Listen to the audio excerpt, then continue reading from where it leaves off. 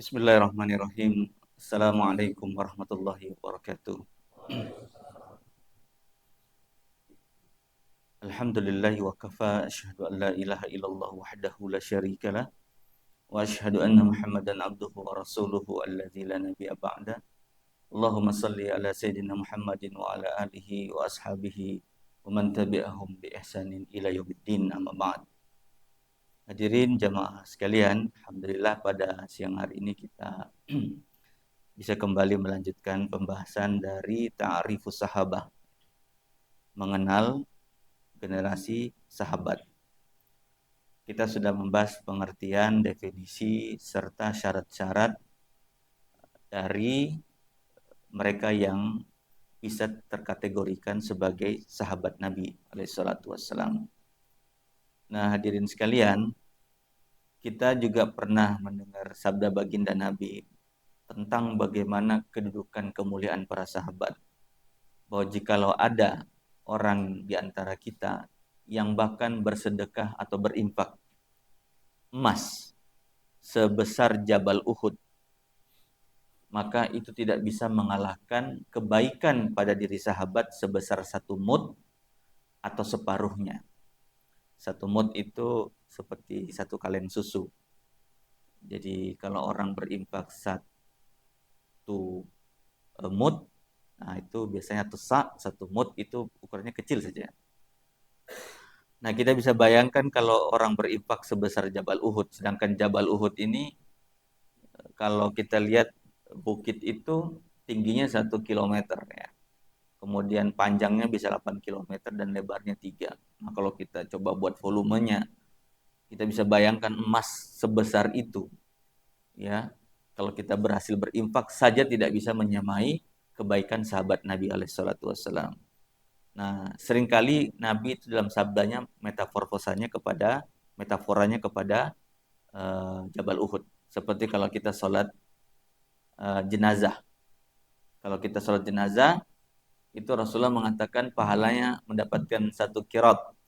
Kalau kita sholati kemudian mengantar ke kuburan, maka kita dapat 2 qirat. Sahabat bertanya, seperti apa itu 2 qirat ya Rasulullah? Yaitu 2 Jabal Uhud. Nah, bisa bayangkan kalau kita umroh, hampir setiap sholat fardu itu ada sholat jenazah. Kita hitung aja berapa kali kita sana. Itu kalau kita langsung melihat pahala itu di depan mata, ya 2 kali Jabal Uhud atau 1 kali Jabal Uhud. Tentu tidak sanggup kita menghitungnya. Nah, karena itu kita harus proporsional mempelajari para sahabat Nabi ini. Sudah kita sampaikan bahwa tidaklah mungkin juga kita memisahkan diri dari sahabat. Karena mereka adalah generasi pertama bagaimana Islam itu disemai. Islam itu diimplementasikan. Bagaimana wahyu dari langit itu bisa menjadi hidup ketika masuk ke dalam rongga dada mereka. Begitulah Islam hidup terejawantahkan dalam tindak tanduk sahabat. Sahabat itu seperti kita kebanyakan. Jangan kita bayangkan sahabat itu posisinya levelnya itu dalam artian serius terus. Kayaknya tidak pernah salah gitu. Pokoknya bayangan kita seperti menara gading di ujung sana, di atas sana yang tidak pernah rusak gitu.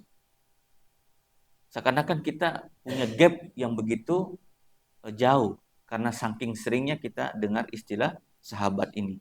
Tapi justru sahabat itu adalah representasi daripada sifat-sifat manusia layaknya kita. Ada sahabat yang mohon maaf rajin, malas, tukang ketawa, tukang canda. Ada juga tukang bohong. Dalam artian sering juga dijumpai berdusta gitu. Tapi itu kan gambaran kita manusia. Karena kalau gambarannya bukan seperti itu, bagaimana mungkin kita akan meniru mereka bahwa mereka adalah manusia dan masalah yang menimpa mereka relevan dengan kita. Relevan dengan kita. Jadi kalau di sekitar Nabi seolah-olah itu wajahnya serius banget, tidak pernah senyum. Nah, ini juga enggak seperti itu juga ya. Jangan lihat sahabat itu modelnya seperti Umar bin Khattab seluruhnya. Kalau Umar itu bayangkan ya, beliau itu menjabat 10 tahun jadi khalifah. Sampai-sampai dia itu ingin membayar orang yang mengkritik dia gitu.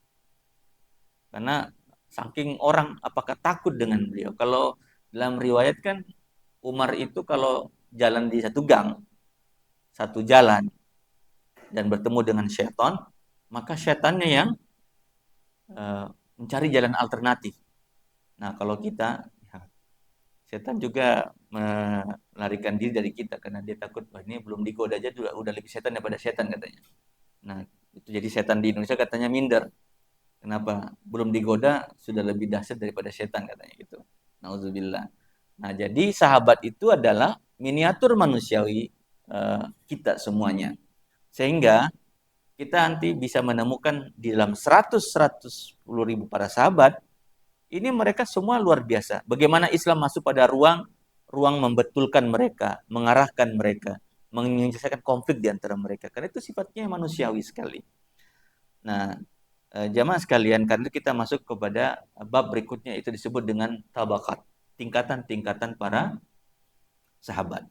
Ya, tentu tidaklah sama sebagaimana juga dalam organisasi, dalam kantor, pegawai yang pertama kali masuk dengan yang baru direkrut pasti tidak sama. Kultur kerjanya mungkin oke lah, dia punya standar. Tapi sahabat pun demikian, yang pertama kali masuk ke dalam Islam ikut membersamai Nabi, apalagi merasakan pahit ketir, merasakan awal-awal bagaimana Nabi itu disiksa. Tidaklah sama mereka yang ketika masuk ke dalam kaum muslimin, ketika sudah melihat Madinah itu sudah menjadi sebuah entitas masyarakat sosial negara. Tidak sama. Sahamnya tidak sama. Pahalanya pun tidak sama. Siapa yang membedakan? Allah Subhanahu sendiri yang telah membedakan mereka. Contoh, dalam Quran itu Allah menyebutkan ada kelompok sahabat. Ya, ada yang jumlahnya 3 orang, ada yang bahkan satu komunitas. Dalam surah Al-Fatih, ketika ada rombongan kaum muslimin yang datang dengan tujuan mau umroh, Nabi menjanjikan kita akan umroh. Berangkatlah mereka karena sudah sebagian besar mereka itu meninggalkan Madinah hampir kurang lebih 6 tahun. Ya, rindu dengan Mekah, terutama muhajirin yang terusir dari Mekah. Karena mereka itu ingin pulang kampung sekaligus berumroh, mereka sepanjang jalan itu bahagia mau pulang kampung. Dan bahkan ketika perang Khandaq sudah menang kaum muslimin, mereka mengatakan udahlah, orang Quraisy tidak akan mungkin bisa mengalahkan kita. Berangkatlah mereka, tapi dilalahnya adalah terbatalkan, tidak bisa sampai ke Mekah. Terjadilah perjanjian Hudaybiyah, sehingga memaksa kaum muslimin untuk membuat kesepakatan. Dengan salah satu diktumnya adalah tidak boleh umrah tahun itu, harusnya pulang. Batal lah. Akhirnya mereka tahallul, batal, kita tidak jadi umroh. Padahal udah di Hudaybiyah kita insya Allah bisa ke sana, itu sudah dekat sekali dengan Mekah ya. Bagaimana kecewanya sahabat? Ya, kita saja sudah bayar ongkos naik haji, ada yang sudah syukuran, sampai di Jakarta gagal berangkat, nggak dapat visa, itu malunya juga iya katanya. Tetangga saya itu kadang kalau bisa nggak pulang katanya. Kenapa? Sudah niat kenduri syukuran di Balikpapan, mau pergi naik haji, ternyata tidak sampai ke Mekah. Itu perasaannya kecewa pasti sebagai sahabat. Nah, akhirnya Rasulullah meminta baiat, sumpah setia. Ada 1.400 sahabat yang terekam dalam ayat. Laqad radiyallahu 'anil mu'minina id yubayi'unaka tahta asy-syajarah fa'alima ma fi qulubikum, dan seterusnya. Dan Allah telah meridhoi orang-orang yang beriman. Iz yubayi'unaka, yang telah mengambil sumpah kepada engkau wahai Muhammad, tahta syajarah, di bawah pohon. Nah, karena itu sumpah setia ini disebut dengan bai'atur ridwan, ya, sumpah kemuliaan di bawah pohon. Pohonnya sudah tidak ada. Nah, waktu saya ke sana ke Hudaybiyah, saya tanya mana pohonnya, sudah tidak ada atau bekasnya tidak ada. Nah, itu siapa mereka? 1.400 orang itu, dan Allah katakan laqad radiyallahu anhu. Aku telah meridhoi. Artinya apa? Allah telah memberikan keistimewaan berupa keridhaan Allah kepada mereka yang ikut di situ. Artinya yang tidak ikut ini tidak bisa disamakan. Nah, itulah contoh Allah sendiri telah memberikan kelas-kelas para sahabat. Yang kedua contohnya adalah yang ikut perang Badar. Yang ikut perang Badar kan Bapak tahu bulan puasa Nabi tidak maksa. Yang mau ikut monggo, tidak ikut nggak apa-apa. Nggak ada paksaan. Akhirnya yang berangkat cuma 300 orang. Dan tujuannya memang bukan perang. Ingin mencegah kafilah dagangnya Abu Sufyan. Tapi kemudian Allah memaksa, wa ya'idukumullahu ihda ta'ifataini annaha lakum ahad wa tawaddu anna ghaidat takunu lakum, dan seterusnya dalam surah Al-Anfal. Maksudnya mereka ingin mencegah kafilah dagang, tapi ternyata Allah takdirkan mempertemukan mereka dengan pasukannya Abu Jahal di perang Badar. 300. Kendati hasilnya menang, dan Allah Subhanahu wa taala memberikan kedudukan kepada mereka yang di perang Badar, berdasarkan hadis Nabi, kullu maghfurun lahum. Semua yang ikut perang Badar itu telah diampuni dosa-dosanya yang akan datang. Jadi kita Pak nih, kalau dikasih garansi diampuni dosanya yang lalu, alhamdulillah. Kira-kira gimana kalau dosanya akan datang? Maka taqaddama min zambi wa ma ta'akhkhar. Kan tidak bisa diberikan keistimewaan kecuali Allah yang menentukan. Kalau begitu, kita ada jaminan Allah, apapun dosa engkau wahai Sukri, yang akan datang, yang akan terjadi pasti dikali 0. Wah, itu bisa kita enak-enakan gitu kan. Buat dosa kan sudah digaransi. Nah, itu hanya berlaku kepada sahabat yang ikut di perang Badar. Karena itu ada satu sahabat yang pernah melakukan tindakan pembocoran rencana Nabi menyerang Makkah, dikarenakan ada saudaranya yang tinggal di sana. Begitu ketahuan siapa yang membocorkan ini, nah sahabat itu kemudian dipanggil di hadapan Nabi. Karena statusnya dia adalah Ahlul Badar, padahal Umar sudah minta izin, ini munafik, ini adalah orang yang membocorkan. Tapi Rasulullah mengindahkan dan mengatakan beliau adalah Ahlul Badar. Itu keistimewaan di sini. Kenapa Ahlul Badar keistimewaan? Ya orang bayangkan menyambung nyawa jamaah sekalian. 300 lawan 1000. Kemudian bulan puasa. Membawa perlengkapan perang secukupnya. Tidak berimbang. Tapi mereka telah membuktikan di depan Nabi untuk membela Nabi sampai akhir. Nah seperti itu. Sehingga ketika lolos pasukannya Abu Sufyan, Nabi mengatakan, gimana nih, nggak dapat kita door prize berupa kafilah dagang.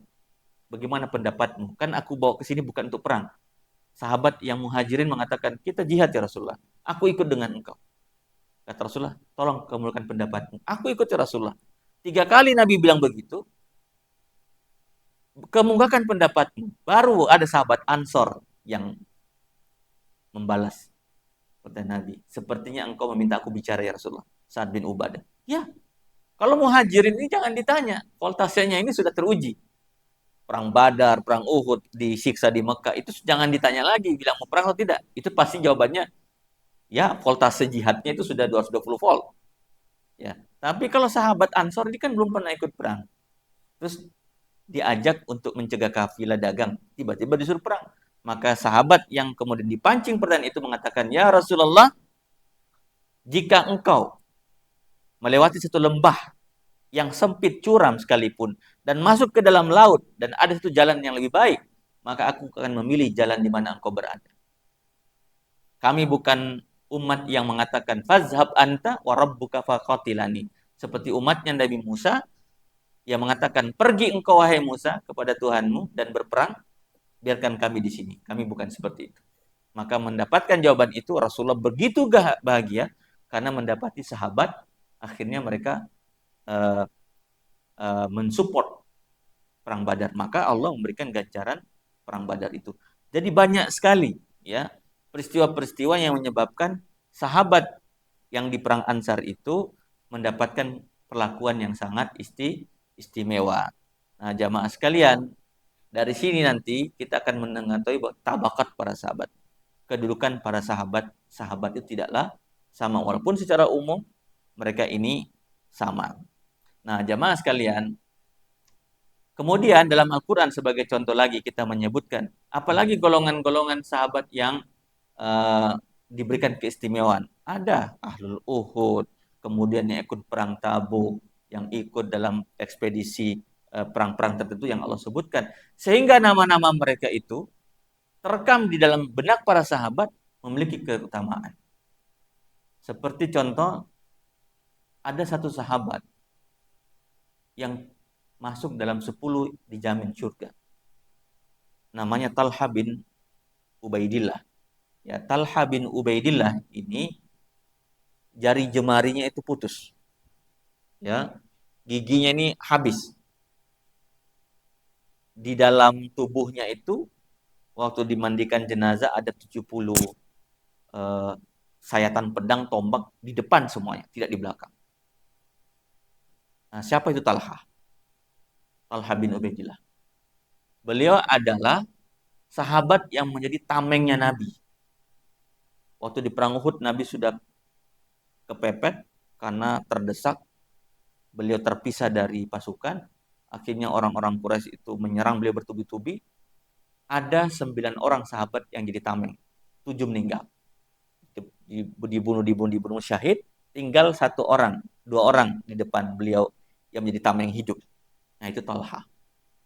Saking menjadi tameng hidupnya Nabi, setiap kali beliau masuk Masjid Nabawi, Abu Bakar ketika Rasulullah SAW tidak ada, beliau melihat Talha masuk di masjid, itu langsung beliau tuh tunduk. Kalau tabiin minta berguru, minta bertanya kepada Abu Bakar tentang perihal agama, ada Talha, beliau sungkan tanya orang yang baru masuk itu. Itu adalah orang syahid yang hidup. Itu adalah orang yang mayat yang berjalan. Kenapa? Sudah luar biasa Talha. Sehingga Allah mengabadikan beliau juga dalam Quran. Jadi kita lihat bagaimana di tengah para sahabat itu terjadi yang namanya kedudukan-kedudukan yang istimewa. Sebelumnya saya juga harus menyampaikan ada juga sahabat yang terekam untuk dibicarakan kekurangannya. Siapa yang dibicarakan kekurangan sini? Ada berapa sahabat? Sekali lagi sahabat bukan manusia-manusia yang tidak punya salah. Tapi Allah perlu menyampaikan di Quran supaya kita juga belajar. Oh sahabat itu ternyata yang menyebabkan Islam itu menjadi menyeluruh. Karena persoalannya itu melingkupi seluruh kejadian. Ada sahabat yang bertengkar. Ada sahabat yang manggil sahabatnya dengan panggilan yang nggak enak. Siapa yang tidak kenal Bilal bin Rabah? Muadzinnya Nabi. Ada sahabat namanya Abu Zar al-Ghifari. Ini Ahlus Sufa. Dia manggil beliau dengan sebutan apa? Ya Abdas Salam. Wahai anak budak Ita. Padahal ini sahabat Nabi. Sahabat Nabi yang makmumnya Nabi. Tiba-tiba itu dalam manggil sahabatnya Nabi dengan panggilan wahai budak hitam. Artinya kan kita pikir apakah mungkin para sahabat etikanya seperti itu? Ternyata ada. Nabi merah telinganya mendengar Abu Zar menyampaikan sampai-sampai kalau engkau tidak minta maaf. Bahkan Abu Zar itu menaruh wajahnya dibawa untuk diinjak oleh Bilal bin Rabah. Ini contoh bahwa itu terjadi. Kalau berebut harta juga terjadi di perang Badar. Silakan Bapak buka surat Al-Anfal. Suratul Anfal itu kan surat tentang perang Badar. Tapi justru ayatnya yas'alunaka anil anfal. Mereka bertanya kepada engkau Muhammad tentang harta rampasan. Qulil anfalu lillahi war rasul. Katakan Muhammad, itu yang kalian pegang semua harta rampasan itu milik Allah dan Rasulnya. Fattakullah. Bertakwalah engkau. Fa aslihu baina akhawaikum. Dan islahlah sahabat-sahabat yang sedang berkonflik itu. Bayangkan. Ayatnya fa aslih, islah. Kenapa? Sahabat bertengkar setelah perang Badar itu. Karena Nabi waktu di awal perang mengatakan man qatila qatilan falahu salbahu. Siapa yang mampu membunuh pasukan, siapa yang mampu membunuh musuhnya, baginya baju perangnya. Jadi karena dulu itu baju perang, Pak, termasuk kategori jenis harta tak bergerak. Kalau dalam SPT pajak ini harus dimasukkan dalam apa ini ya? Apa ini? PPH. Masuk di mana ini, Pak? Ya, ya, disampaikan itu. Jadi karena itu baju perang itu ada yang dari kuningan, ada dari emas. Jadi karena hadisnya siapa yang membunuh lawannya, baginya baju perangnya dia akan ambil. Nah, ada sahabat incar-incar, ini baju perangnya bagus nih. Nah, dilihat nih tebalnya kayak apa nih. Ah, ini kayaknya tebalnya bagus nih. Ada emas-emasnya lagi. Apalagi 24 karat. Nah, jadi sahabat tuh ngincar. Tak dapat. Sampai ada yang dapat 4, 5. Nah, sahabat waktu selesai perang, lihat kok ada sahabat yang banyak nih. Terus ya Rasulullah, kami gimana mau dapat? Kau tempatkan kami di belakang. Nah mereka yang dapatnya di tengah semua gitu, di depan semua. Kami nggak bisa, kami cuma jaga sumur. Bagaimana kami mendapat? Wah bertengkar. Jadi justru surat Al-Anfal itu dengan kisah hero perang Badar yang begitu luar biasa, justru yang Allah ungkapkan pertama kali di surat Al-Anfal adalah kisruh tentang berebut harta. Seakan-akan ini bukan tentang cerita kemenangan, tapi di balik kemenangan itu sahabat berebut harta. Sehingga malu para sahabat ketika ayat ini turun. Kenapa? Faslihu zainabain akhawaikum. Diambil semua, kembalikan sini, kembalikan sini. Itu sahabat yang akhirnya tadi nuduh sampai konflik, merasa bahwa ya Allah, kami malunya. Ayat ini turun itu membuat kami menangis. Jadi ada sahabat yang sudah Nabi tidak ada. Kalau ada imam yang baca surah Al-Anfal dan dia hadir di dalam peristiwa itu, yang semua yang hadir itu masuk menangis. Kenapa? Teringat mereka ini ayat ini turun ketika kami sedang berebut. Sampai-sampai kami mengatakan tidak pernah kami mengalami titik terendah akhlak kami setelah perang Badar itu. Itu titik terendah kami. Malu kami. Malu kami. Jadi bayangkan ya, sahabat sampai seperti itu. Makanya sahabat ini perlu kita dalami. Kenapa? Islam itu kan terbumikan ke dalam rongga dada mereka. Mereka adalah miniatur masyarakat perdana.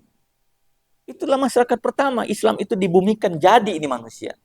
Nah kalau kita tidak bisa mengenal mereka, dulu ada sahabat yang beringas, lembut hatinya. Ada sahabat yang kurang paham, dia jadi paham. Begitulah sahabat. Nah jamaah sekalian, seperti kita kebanyakan itu. Bahkan saya ada satu kitab, As-Sigar Minas Sahabat. Ada kitab judulnya sahabat-sahabat kecil yang 10 tahun ke bawah semua dihitung. Itu lucu-lucu kisahnya. Ada juga sahabat tukang lucu. Nah, jadi saya bilang ini unik juga para sahabat ya, mengumpul humor-humor sahabat Nabi. Dan ternyata mereka tidak sungkan dengan Nabi itu. Apa itu kadang bercanda. Kalau kita pikir, ih Nabi bisa juga bercanda ya. Oh iya bisa. Bahkan canda-candanya itu sampai melampaui kalau batas itu. Sampai ada sahabat itu dia makan kurma buka puasa. Setiap habis dia makan bijinya ditaruh depan Nabi. Ditaruh depan Nabi. Ditaruh. Sampai apa? Berkumpul. Dia bilang, "Woi, ada orang kelaparan buka puasa." Padahal Nabi di samping itu. Ada orang kelaparan sampai banyak bijinya. Ketawalah para sahabat. Kira-kira Nabi marah nggak dikasih gitu? Merasa dilecehkan. Nah, Nabi, tapi ada yang lebih lapar. Bijinya pun dimakan gitu. Nah, maksudnya kalau Nabi kan tidak makan bijinya.